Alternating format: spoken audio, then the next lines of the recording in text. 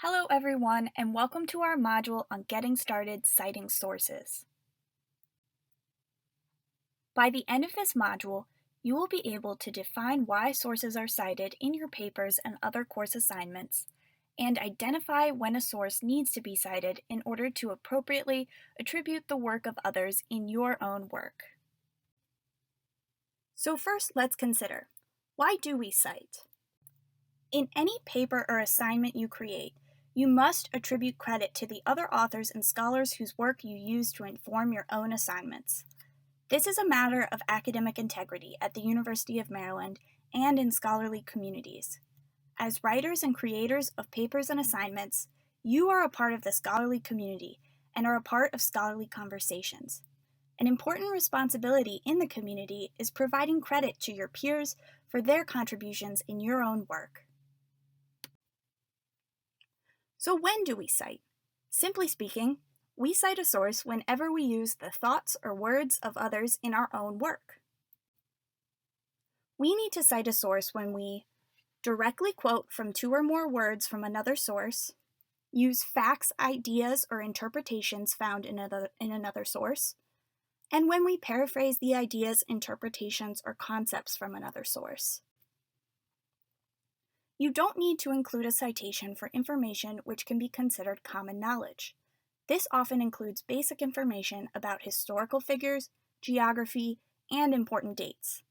Examples include Barack Obama was the 44th President of the United States, or Beijing is the capital city of China. We often use the ideas, experiences, and works of others in our education, so it's natural that this information informs our papers and assignments.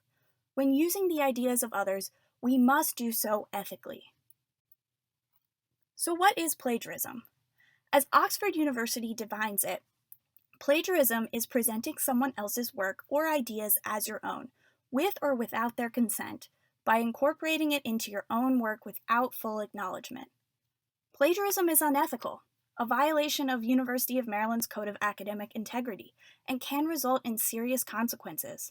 But don't worry, we'll show you how you can ethically and appropriately incorporate others' ideas into your work through citation.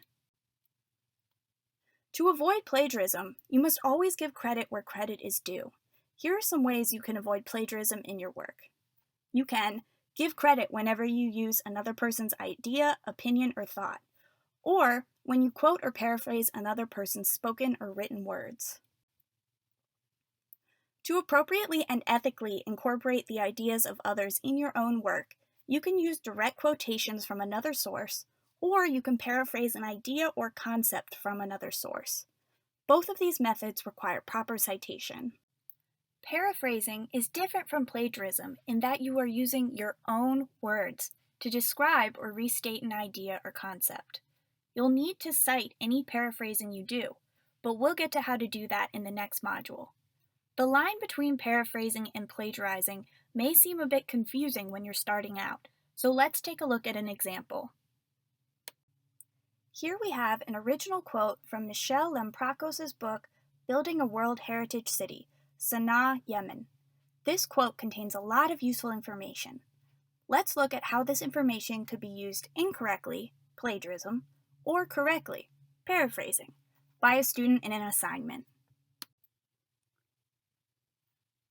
On the top, we have an excerpt from our original quote. It reads, "The area that became modern Yemen managed to preserve a relative degree of autonomy throughout most of its history." Now, let's take a look at an example of how this text was used for an assignment. It reads, "Yemen, as it's currently defined, was able to preserve most of its autonomy throughout history." In this example, we can see that for this assignment, the individual used synonyms and rearranged the order of the words from the original text, rather than using their own words to describe or restate an idea or concept. So this is an example of plagiarism. Let's try this again. On the top, we have our original quote from the book, and below, we have what the student has written in their assignment. It reads, "Yemen's historical experience with occupation and invasion differs from other nations in the region, and in evading European colonization, Yemen was able to maintain a degree of its architectural and cultural history. What the student has written in their assignment text here is paraphrasing. They use their own words to describe the information they learned from the author's original text. And since they used another author's work to inform their assignment, they'll need to cite the author. We'll show you how to do that in the next module. We've reached the end of this module. You can learn how to cite your sources using Turabian citation style in the next module.